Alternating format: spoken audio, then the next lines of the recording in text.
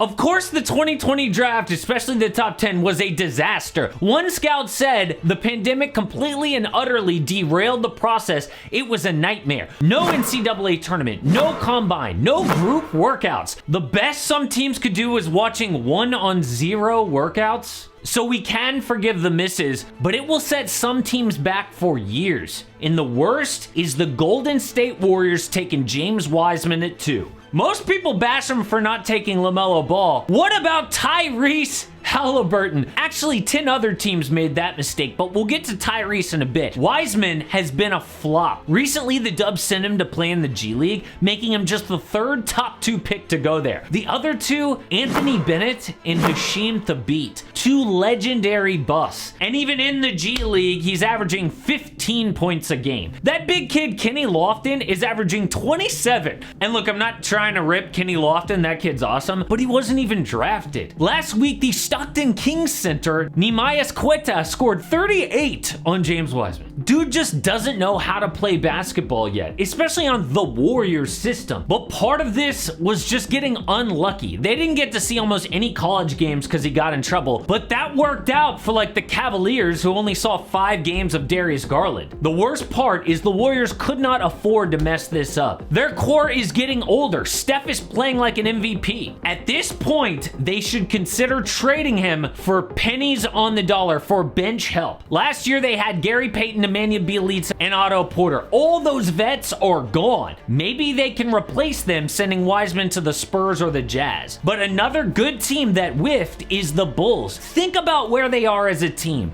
Vets like Zach LaVine, DeMar DeRozan, Nikola Vucevic. Their one chance to get ahead was the 2020 draft, and they blew it. We thought Patrick Williams was a reach at number 4. He was. Here's just some of the names the Bulls could have taken. Tyrese Halliburton, the best because he's also leading the league in assists. But there was a lot of talent. Instead, the front office thought they were getting a Kawhi type. How many times have we heard that? Oh, he could shut down the team's best player and score. Turns out, Pat Will is not elite on D, straight awful on offense. But then they had a chance to correct this mistake by trading for Jeremy Grant. But they refused to put Pat Will in that deal. Now there are rumors they've messed up so bad they could blow this whole thing up. But we could argue the best player in the whole draft was Tyrese Halliburton. That is where he goes in the 2020 redraft later in this video. Look at all the picks before him. Every single team would be better today with Tyrese. Anthony Edwards, LaMelo Ball, and Devin Vassell were good picks, yes, but Halliburton has gotten better every year to an all-star level. So why did he fall so far in the draft? I mean, once we got all the way down to like the Knicks at number 8, even ESPN was confused. Tyrese Halliburton. He's the best available prospect. But Tyrese sat there because of what Draymond said about the draft. Teams thought Tyrese wasn't special enough. He didn't have that elite potential. But all potential means you haven't proven shit. That's what we draft nowadays. Like the number 1 pick is going to have the most possible upside. The number 1 pick is never the guy who's done the most.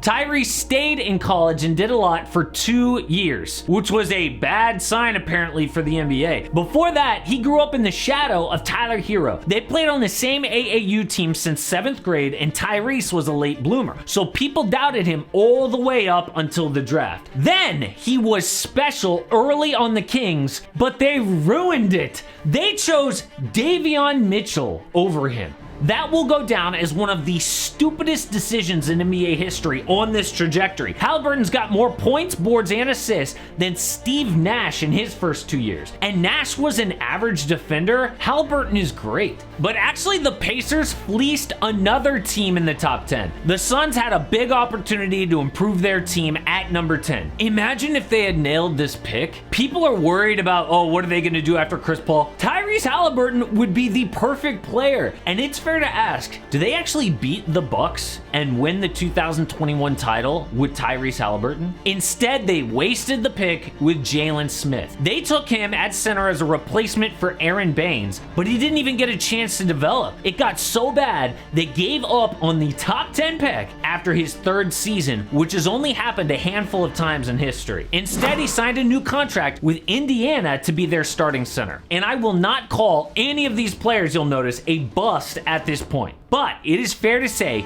Killian Hayes wouldn't even be a first-round pick in a redraft. The Pistons took him at number 7. Some draft boards had him going number 1. He started 51 of his first 59 games, shot 34% from the field, 28% from 3, with 133 turnovers. That was enough to have some Piston fans just give up. But the difference between him and James Wiseman is Detroit can afford to let the kid grow with low expectations. In fact, recently, he has shown some signs of life, may just be a late developer. But the crazy thing about this draft is, despite all the mistakes in the top 10, nobody could say 2020 was a horrible draft class. I have heard people say that actually, and it's not true. Those people are looking at the top 10 and seeing this. Only 3 legitimate starters. 2 of them are all-stars in Ant and LaMelo, but come on, that is horrible for a top 10. There have been worse drafts though. In 2002, you had Yao Ming, Amari Stoudemire, and Carlos Boozer. That's it. The 2000 draft class top 5, Kenyon Martin, Stromile Swift, Darius Miles, Marcus Fizer, and Mike Miller. Ugh. But 2020 was actually sneaky good. What those people are missing is how deep this draft was. After the lottery, we started getting gems. Isaiah Stewart and Josh Green are decent. Sadiq Bey, Precious Achiuwa, Tyrese Maxey at 19, 20, and 21. But the steal of the draft was a draft night trade from Boston to Memphis for Desmond Bane. The Celtics got 2 future second-round picks. The Grizz got an all-star type running mate for Ja Morant.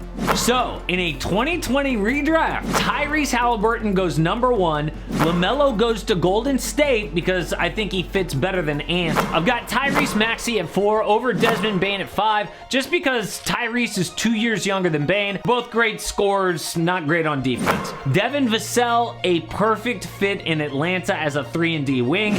I still believe in Sadiq Bey for Detroit, even though Isaiah Stewart and Killian Hayes are both playing well. Onyeka Okongwu goes to the Knicks. 3-and-D Jaden McDaniels is a wizard, and Precious Achiuwa barely beats out Emmanuel Quickley to round out the top 10.